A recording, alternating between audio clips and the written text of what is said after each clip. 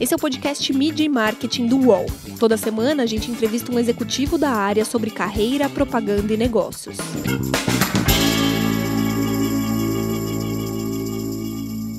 A comunicação pode atuar como uma bússola para o futuro? O digital se tornou o principal ponto de contato das marcas com o consumidor e estamos no momento de inserir novos conhecimentos na comunicação? Meu nome é Renato Pesotti e o episódio de hoje é mais do que especial. Esse é o último encontro do primeiro ano do podcast. Foram 52 ótimos papos até agora, quando a gente falou um pouco de passado, bastante de presente e muito do futuro da publicidade e da comunicação. Para celebrar esse primeiro ano, hoje a gente recebe a Samantha Almeida, que é head do Twitter Next, a área da rede social dedicada ao desenvolvimento de estratégias para marcas. Tudo bem, Samantha? É um prazer te receber aqui. Olá, Renato. Prazer é meu. Muito obrigada pelo convite. Ai, tô super animada, mas também tô um pouquinho nervosa. Aliás, para a gente quebrar um pouco o gelo, eu queria falar sobre o começo da sua carreira, né? Você não é formado em publicidade, né? Isso mostra já uma mudança significativa na área, né? Queria que você contasse um pouco de como você chegou num cargo como esse, com essa representatividade dentro de uma empresa global. Eu acho essa pergunta maravilhosa, porque ela parte de um princípio que é assim, tá, mas que cargo é esse, né? E assim, quem deveria ocupar? Que cursos que deveria fazer? Eu acho que ela, por si só, ela materializa o quanto a gente está vivendo um mundo novo sobre comunicação. Porque a gente fala que as plataformas digitais e a possibilidade de que as pessoas, elas digam, elas nos contem sobre aquilo que elas estão vendo, ouvindo, falando, sobre o que interessa, ela diz como a presença da audiência na comunicação, ela impôs uma urgência de que a gente insira novos conhecimentos na construção da comunicação para além dessa narrativa acadêmica tradicional, né, da qual a publicidade foi feita e foi construída. E aí, assim, eu fico pensando nisso, eu acho quase óbvio que eu tenha vindo parar no Twitter. Primeiro porque a minha carreira ela é muito desenhada sobre curadoria, e aí eu acho que eu posso falar um pouco sobre isso, mas é uma vida inteira pensando, acordando e pensando o que é relevante para as pessoas. Eu já já construí produto, então com o produto ali, né, do lado, pensando como é que eu posso ser útil para as pessoas fisicamente. Depois eu fui para a área de comunicação, PR, construção de marketing, pensando de novo como é que eu posso contar para as pessoas como é que aquilo que foi construído é importante para elas, ou pode ser importante na jornada delas. Depois tendo uma produtora, materializando em produtos audiovisuais o produto e a construção daquela história, e depois durante muito tempo fazendo essas pontes entre, né, sendo mesmo quanto marca, mesmo quanto agência, mas fazendo pontes entre coisas e vidas e possibilidades da sociedade e levando essas vozes da sociedade para dentro de lugares onde eu estava inserida. Então, para mim, me parece meio óbvio, porque aonde mais estaria alguém que está de olho nesse pulso da sociedade que não dentro de uma plataforma de conversas. Então, acho que como é que a gente chega a esse lugar, principalmente focando naquilo que importa e não nas cadeiras, querendo, buscando, sendo curiosa, sendo inconformada, mas muito mais inconformado com o mundo ao redor do que com a cadeira. E aí, além disso, é um pouco de fé, um pouco de acesso, um pouco de estrada, e aí o resto a gente vai contando ao longo da conversa. Você falou um pouco da plataforma de conversas, né? Como que o Twitter hoje pode ajudar marcas e empresas a ampliar a proximidade das pessoas, né? Como que o Twitter hoje pode ajudar a construir um futuro melhor? A primeira coisa que você tem que saber é que abre agora, né? E esse é sempre um exercício que eu proponho, que é abrir agora o seu Twitter, a sua página, para que você consiga entender quais que são os principais interesses do universo que está ao seu redor. Eu acho que é esse potencial de curadoria, essa capacidade de fazer essa curadoria tão assertiva, esse processo de escutativa tão assertiva, é algo muito muito novo e muito único. Eu acho que a gente nunca viveu tempos onde escutar e entender sobre o que se está escutando é tão fundamental. O Twitter é uma plataforma onde os interesses das pessoas são aquilo que há de mais relevante, de mais importante. Nós estamos falando sobre a economia da atenção, onde muitas coisas acontecem ao mesmo tempo e esse tempo é o agora, né? A urgência se impõe. Então, é um lugar onde tem essa imensa responsabilidade de apresentar o que é urgente. A gente também precisa, e acho que cada vez essa responsabilidade se torna maior, é entender o que fazer com essas urgências, como é que a gente atende a essas urgências, como é que a gente constrói ponte entre essas urgências, como é que a gente traduz essas urgências. Eu acho o Twitter uma grande plataforma de tradução, uma tradução dessa nossa realidade que muitas vezes parece, tem tantas coisas acontecendo, ela é tão barulhenta, ela é tão pulsante. Eu acho uma grande bússola. Eu acho que a gente, no momento do mundo onde tantas coisas acontecem, é importante a gente ter bússolas. O Twitter funciona muito como isso, para a gente ter bússolas sobre quais são as conversas essencialmente importantes para as pessoas e, a partir disso, entender quais são os próximos passos. E aí, sobre o que a gente fala de construir, né, um mundo e um futuro melhor. Acho que é importante a gente entender que o mundo e um futuro melhor é uma perspectiva. Para cada grupo, para cada núcleo, esse mundo e o futuro melhor vai se desdobrar de muitas formas. É urgente que a gente se entenda enquanto coletivo. E o que é um mundo e um futuro melhor enquanto coletivo? Essa é a pergunta aberta desse momento. E essa pergunta a gente vai ter que aprender a respondê-la junto. Você disse que o mundo está muito urgente, né? E a gente tem um mundo diferente, na verdade, entre este episódio com o primeiro do podcast, ano passado.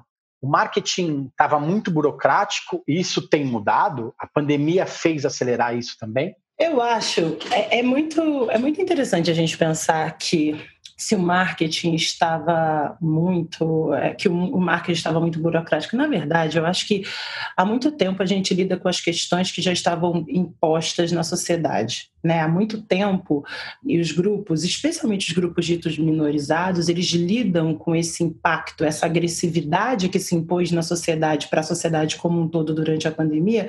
Os grupos já lidam com essa realidade há muito tempo. Eu acho que, de certa forma, durante a pandemia, se descortinou uma realidade muito agressiva, uma diferença social muito gritante, demandas ficaram muito, muito mais evidentes e a nossa sensação, eu acho que essa sensação de abandono coletivo, ela se transformou numa sensação mais pulsante. Eu acho que é nesse momento onde a comunicação ela se torna tão relevante, né? Acho que a gente tem uma responsabilidade cada vez maior, porque se antes a gente falava de que a comunicação, a publicidade, ela trazia produto e serviço, acho que cada vez mais a publicidade, a comunicação, ela também tem a funcionalidade de ser bússola dessa construção desse futuro que a gente vinha falando na pergunta anterior. E as marcas, as empresas, elas foram chamadas para esse lugar de responsabilidade, né? Elas foram chamadas pelas pessoas. A grande pergunta que é: ok, eu estou com você, eu invisto em você, e agora o que você faz de volta, né? O que você investe de volta na sociedade? E essa pergunta é o que faz o marketing se tornar menos burocrático, porque de repente a gente não precisa lidar com as perguntas que a gente tinha anteriormente, né? Que era só como é que eu distribuo, como é que eu entrego, como é que eu faço um produto adequado, como é que eu faço um preço adequado, que lugar eu tenho que estar, mas como é que eu dou para o meu produto e meu serviço uma funcionalidade do intangível. A funcionalidade que não está só naquilo que eu posso medir, mas é aquilo que as pessoas sentem em relação a isso. E por isso eu volto a dizer da importância de de plataformas como o Twitter, que são essa bússola, que são esses lugares onde as pessoas estão lá puramente pelos seus interesses. E acho fundamental que a gente pense que as relações, elas se transformaram elas ficaram tão próximas, elas se transformaram tão horizontais, que a gente agora tem a responsabilidade de colocar na mesa muito mais perspectivas do que a gente tinha antes. Porque provavelmente, quanto mais perspectivas a gente tiver na mesa, mais respostas eu posso dar para essas necessidades intangíveis de um consumidor em transformação, que agora começa a fazer perguntas bem mais complexas, bem mais completas e bem mais complexas do que das que eu tinha antes. Você falou de descortinar um futuro, né? Você deixou a Ogilvy, a agência, e foi para o Twitter no meio da pandemia. Como que foi essa transição, né? Como que você viu de fora as marcas atuando nesse período? O que você pode destacar desses meses que pareceram anos para a gente? Na verdade, eu vi de dentro, né? Porque você falou, eu saí no meio da pandemia e eu vi de dentro durante como mais de 30 marcas atuaram durante a pandemia e no auge desse momento. E eu acho que, eu até diria que assim, esse ciclo meu na Ogilvy foi uma das passagens mais intensas e também mais importantes da minha carreira.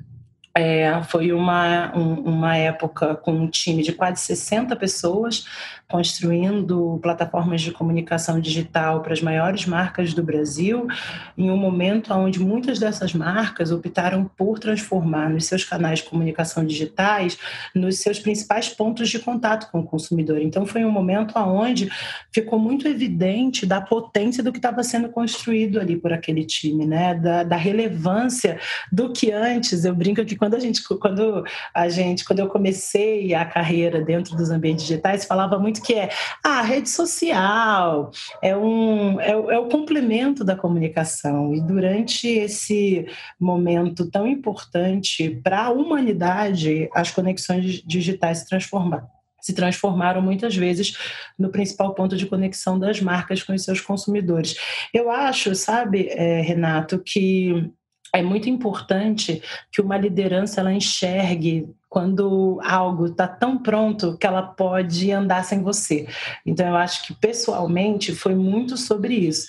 Quando eu olhei para esse momento e pensei, eu estou pronta para ir buscar novos espaços, porque esse lugar está pronto. E, de um momento mais amplo, foi o momento onde eu pensei aonde eu quero projetar, né? aonde eu quero estar nos próximos tempos, que é no pulso dessas conversas. Quando eu digo que nunca foi tão importante que a gente ouça o que as pessoas estão dizendo, né? As conversas ativas, e que a gente pense nessa curadoria como ponto de partida para a comunicação, não é uma teoria, não. Eu movimentei a minha carreira, movimentei a minha história de carreira para essa direção, porque eu vejo cada vez mais fundamental que a gente consiga se aproximar se aproximar dessa base, se aproximar das pessoas, estar próxima dos interesses, descortinar, desmistificar, tirar os estereótipos de que as pessoas são movidas ou só por faixas etárias, ou por identidades, ou por classes sociais, mas ampliar os grupos e entender que as pessoas elas são movidas por interesses, por paixões, por sonhos, que elas são agrupadas de maneiras que muitas vezes elas não são óbvias. Essa não obviedade foi o que me fez movimentar no meio da pandemia, porque se tem uma coisa, né, que a gente não esperava era viver um momento como esse. E eu acho de verdade que o que a vida pede da gente para toda a transição é coragem, e se existir um momento mais inesperado para o mundo foi esse, e eu decidi já que a vida nos pede mudança, que elas venham de maneira cavalar e que a gente se arrisque, né? Acho que... E só para complementar, eu acho que uma das grandes, talvez, se a gente possa entender assim, uma das grandes lições que a gente trouxe, que esse momento trouxe, é que nada é menor. Cada movimento importa, cada escolha importa, cada movimento de marca importa, mesmo que até os movimentos de não se comunicar importam. É engraçado porque muitas marcas optaram em não continuar a conversa, né? Optaram em parar as suas comunicações de várias plataformas, comunicações globais, tirar o out of home, e até isso por si só é uma comunicação. Acho que ficou muito evidente de que todos os movimentos são identificados como movimento até estar parado. E isso acho que é uma lição que a gente leva, de que a gente precisa ter em cada passo uma grande consciência, porque constrói ou desconstrói qualquer passo no meio do caminho. A publicidade mudou muito nesses últimos anos. Ela deixou de ser impositiva para se tornar um diálogo, né? De onde você está hoje. A verdade se tornou muito mais importante neste momento, né? Com isso, a propaganda perdeu um pouco do charme, ou você acha que tudo está em uma constante mudança e a gente que às vezes não está tão rápido quanto as mudanças acontecem? Quando eu fico pensando que tem essa nostalgia em relação ao que era publicidade, que não me atinge, porque talvez eu não seja uma publicitária clássica, pode ser. Eu sempre achei a verdade divertida e interessante, porque eu sou apaixonada pelas pessoas e as pessoas são movidas à verdade. E eu acho que eu trabalho com conteúdo mesmo quando não era sobre conteúdo. A diferença é que eu acho que não tinha esse nome. Então, lá no final, na década de 90, eu trabalhava já numa empresa global, na Levi's, de jeans, e a pedido do global da empresa na época, eles me deram uma maquininha dessas digital bem famosa na época, né? Tinha uma propaganda divertidíssima na televisão. Eles me deram essa maquininha e me colocaram numa missão. Eu era estagiária e meu trabalho era viajar junto com o time de vendas da marca, porque era uma marca muito franqueada, viajar vários estados do Brasil para apresentar as coleções, debater conceito de moda com os grupos locais, então com jornalistas, alguns grupos jovens, né, porque era o foco da marca. E no meio dessas viagens, em geral, eu tirava um dia a mais para visitar as festas, os eventos locais e conversar com os criativos da região. E depois eu pegava esse material, botava num PPT bem bonito e mandava para os meus criativos globais. Então tinha eu no Brasil que fazia isso, tinha uma menina em Singapura, tinha outra em São Francisco, e nós éramos um grupo de estagiários cool hunters e tal. Muito do que eu entendi é que eu carimbei o meu passaporte interno conhecendo gente que a gente precisa entender a grandiosidade da cultura que nos cerca. E, como eu disse lá na primeira pergunta, tem muita coisa que a gente dá nome, que a gente hoje chama, né, de conteúdo, mas que já vem acontecendo, que já está sendo construído há muito tempo, só que ainda nesses moldes de testar e aprender, né, de formato beta, de que a gente não sabia muito o que era. E se você pensar sobre isso, desde esse tempo, a verdade sempre foi muito importante, sem nunca esquecer que a verdade é apenas uma perspectiva do grupo. O que passou a ser mais importante é o respeito às diversas perspectivas. Isso eu concordo em grau, gênero e número. Nós estamos vivendo uma era onde as verdades se impõem. Novas verdades estão sendo impostas e verdades inquestionáveis estão sendo questionadas. E aí a gente precisa pensar. Nós queremos estar no grupo dos saudosistas, com muita saudade da nossa velha publicidade, que construiu coisas belíssimas, mas que precisam se reorientar para esse universo da onde há diálogo e não monólogo, ou a gente vai deixar de olhar o mundo na sua grandiosidade, na sua complexidade e na sua atualidade. Mídia e Marketing volta já. Prepare-se. Eu, Otaviano Costa e o UOL trouxemos um programa de melhor. Um laboratório de entretenimento. O Otalab no UOL. Sim, um programa ao vivo com participação de famosos, anônimos, colunistas do UOL e muito conteúdo do Brasil e do mundo. Essa mistura de elementos será ao vivo, na home e em todas as redes do UOL. Anote aí para não esquecer, viu? A nossa experiência será toda quinta ao vivo. Vem comigo, Otalab no UOL.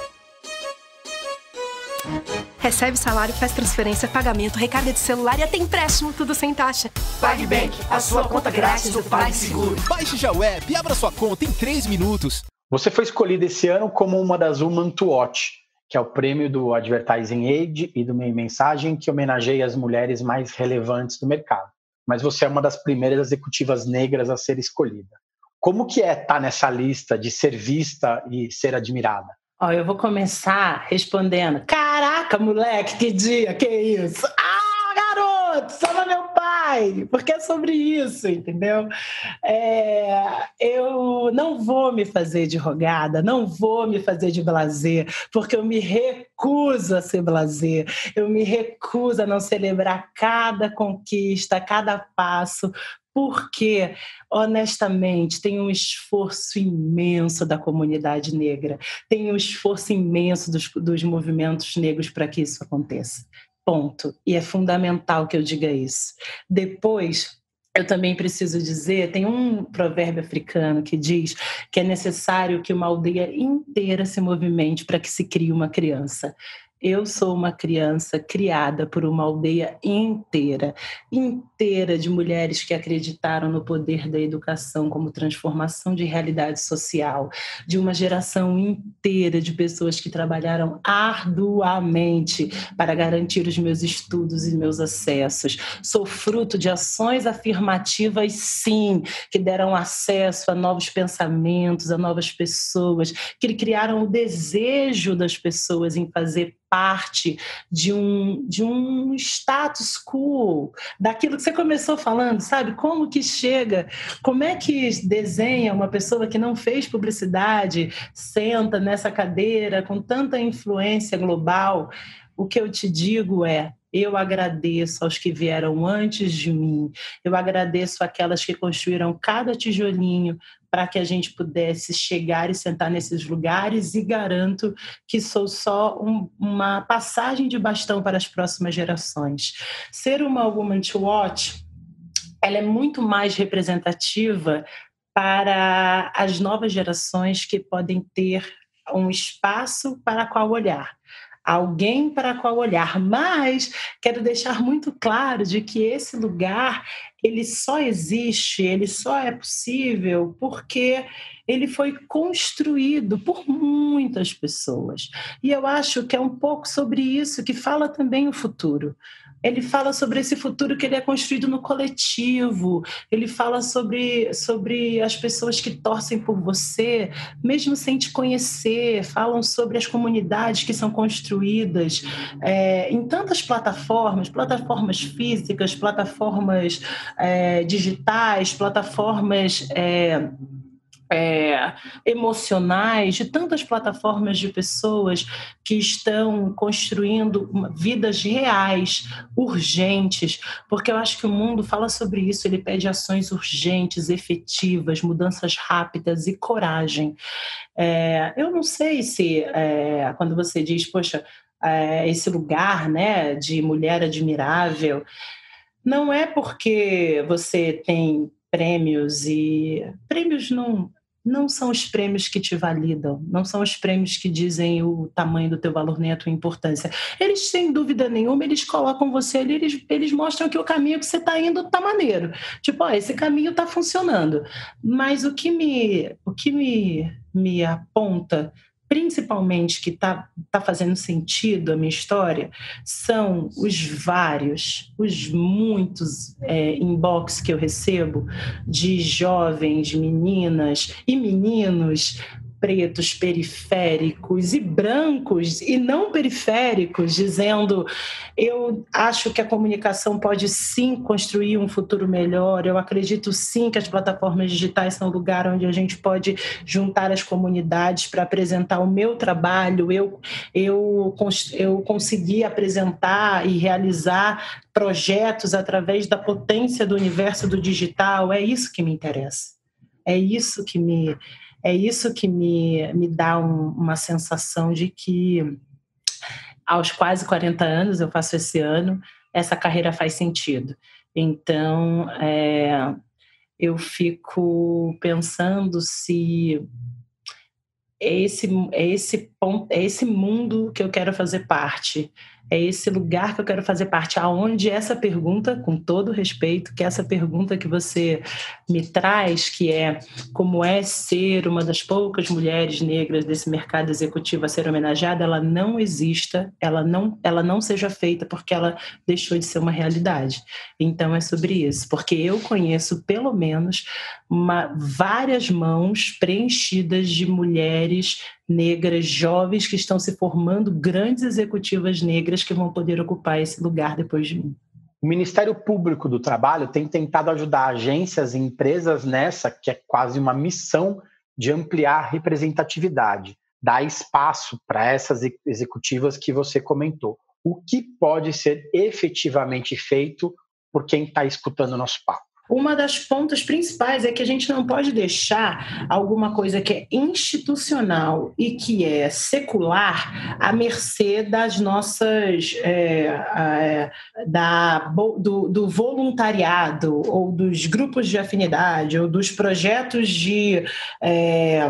ou dos processos de bem-intencionados dos grupos, né, e das empresas. Eu acho que a gente tem que institucionalizar aquilo que os nossos compromissos de equidade racial e de gênero.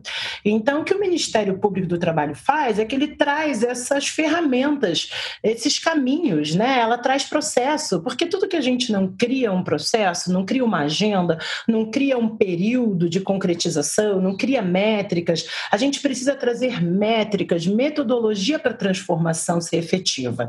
Então, eu acho que o que pode ser feito tem órgãos especializados para isso, tem consultorias especializadas para isso, que conseguem fazer com que a gente materialize vontades em ações. E quem precisa escutar, eu acho que eu sempre trago uma figura, digamos assim, eu sempre materializo um cenário. A transformação da equidade, por mais assustador que pareça, né, o mundo que estamos vivendo, ela vai acontecer de toda forma. As pessoas existem e elas estão cada vez mais conscientes do valor da sua existência. Os grupos minorizados, até mesmo os grupos minoritários, eles são agentes vivos e presentes na nossa sociedade. O que sempre a minha sugestão é, ao invés da gente confrontar essas existências, que a gente se junte a essas existências e que a gente construa pontes para que essas existências sejam coexistências. Tem um lugar da transformação que ela acontece depois do susto, da gente descobrir mundos que a gente não sabia ser possível, de lugares que a gente não conhecia. Tem lugar depois do confronto, que é o lugar da inovação, do desafio, do novo, e que vira o lugar do conforto e da realização. Então a gente precisa passar da primeira etapa, que é essa etapa do conforto e do confronto e da surpresa, porque existe um próximo lugar extremamente mais valoroso para todo mundo. Então, eu diria que todo mundo precisa escutar o nosso papo e todo mundo precisa avançar juntos. Se não for feito agora, por nossa própria escolha, ela vai ser feita pelo caminho natural da humanidade. E eu sempre convido as pessoas a fazerem isso de uma maneira escolhida, porque aquilo que é escolhido, em geral, é um aprendizado mais gostoso, é um aprendizado mais prazeroso. E eu acho que nesse processo, eu acho que a gente pode trocar vivências, informações que são fundamentais para a nossa evolução como coletivo. Então, que a gente aceite o convite que a vida está fazendo, que a gente aceite o convite que a humanidade está fazendo, porque ele é um convite precioso. Há algumas semanas, o YouPix ele apresentou um relatório que mostrou que os influenciadores negros eles são menos contratados para as campanhas e ainda recebem menos do que os brancos. Como que a gente muda esse cenário, além de contar com um pouco de bom senso das marcas e dos contratantes? Bom, primeiro a gente precisa ter essa informação e que essa informação ela seja... acho que o primeiro de tudo vem a relação de consciência, né? Eu acho que sempre existe o lugar da ignorância. Então, a gente sempre debate de que nós estamos discutindo coisas ainda nesse espaço do intangível. Nós sabemos que a sociedade brasileira é uma sociedade desigual, nós sabemos que a sociedade brasileira é uma sociedade que impõe acessos e realidades diferentes dependendo da sua raça, classe e gênero. Todos nós sabemos, a gente não sabe o quanto, a gente não sabe, é muito difícil que se materialize. Porém, olha que maravilhoso, que trabalho incrível o Black Influence, que é a agência que liderou esse projeto, o YouPix, né, que é o do suporte desse projeto, que o Mundo Negro, que é um dos apoiadores desse projeto. Que incrível trabalho que esse grupo fez e disponibilizou para que a gente tenha agora acesso às informações. Sabendo-se disso, o que é que nós podemos fazer? Agir diretamente no cerne da questão. Nós hoje estamos comparando coisas incomparáveis. Nós sabemos que as pessoas elas não são relevantes somente pela quantidade de seguidores ou pela capacidade de engajamento que elas têm. Elas são relevantes pelo seu capital social. E nessa sociedade, da forma como está, o capital social de mulheres, o capital social de LGBTQIA+, o capital social de pessoas negras, ele é considerado menor do que de outros grupos, de homens, brancos, héteros. Nós sabemos disso. E ao saber disso, qual é o nosso papel? Nosso papel é criar esse balanço. Nosso papel é criar oportunidades iguais. Nosso papel é proporcionar essas entradas. E por quê? Por que nós somos... Eu falo, mas por que nós somos bons e melhores? Não, principalmente porque nós sabemos que tem o tangível, que é o resultado de uma campanha, e tem o intangível. Quando a gente constrói acessos mais iguais, consequentemente a gente movimenta um mercado que seja mais igual e, consequentemente, a gente constrói uma sociedade que é mais igual, que nos devolve um mercado mais igual. Então, eu acho que durante muito tempo a gente entendeu que a publicidade ela só refletia ou ela acompanhava o mercado a qual ela fazia parte. Hoje, o que a gente entende cada vez mais é que ela cocria junto com esse mercado, ela influencia, e ela não só reflete, como ela também é um agente de transformação.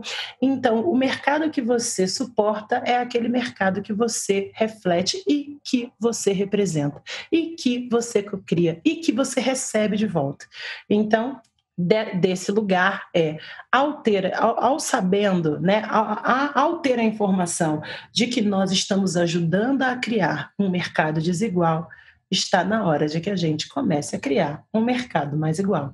Nós temos as ferramentas. Eu queria que você citasse uma ação ou uma campanha que você olha e fala assim, nossa, gostaria muito de ter feito isso, ou de repente até, nossa, ainda quero fazer isso. Eu acho que tem uma coisa que eu gosto muito da ideia, há um tempo atrás, agora recente até, tem um influenciador chamado Roger Cipó. Ele é um influenciador sensacional, aconselho que sigam, ele é muito provocativo, tem um programa que chama Tindó, que é muito legal, que ele fez uma provocação muito importante para o mercado há um tempo, que ele trouxe uma provocação para os times de agência, de marca, de produção, de casting, de plataformas, que se seria possível no Brasil, um país majoritariamente negro, né, onde você tem a maior população negra fora da África, a construir uma campanha criada também majoritariamente negra, ou até exclusivamente negra, se não me engano, acho que era essa a provocação. E aí eu fiquei pensando se isso seria possível. É engraçado porque isso nos traz uma realidade, porque aí as pessoas falam, Samantha, mas a gente não está falando de colaboração, então também não é falta de colaboração uma campanha 100% negra? Se a gente tem a possibilidade, eu acho que a possibilidade, não existir a possibilidade traz a gente para um lugar de pensar que não tem negros em todos os espaços. Porque se não há a possibilidade, quer dizer que eu não tenho negros em todos os times de todas as agências, nem em todos os times de todas as marcas, nem em todo o time de todas as produções, nem nos casting, nem em todas as plataformas. E o ponto não é sobre criar em si, mas é sobre não haver nem a possibilidade, caso eu decidisse o fazer. E isso reflete muito sobre o nosso mercado. E eu gosto dessa ideia porque uma vez eu bati na trave. Já bati na trave algumas vezes. Já botei ali o 99%, Tindó, só para você saber.